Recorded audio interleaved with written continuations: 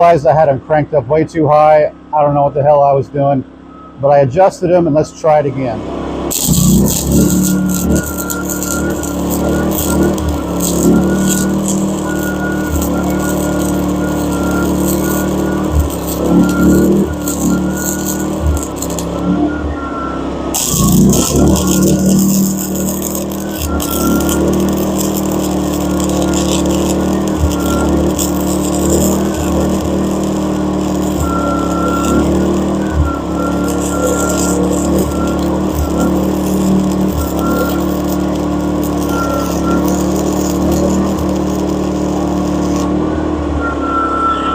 So that was the solution. I ran it down to D on top here and 4 on the bottom.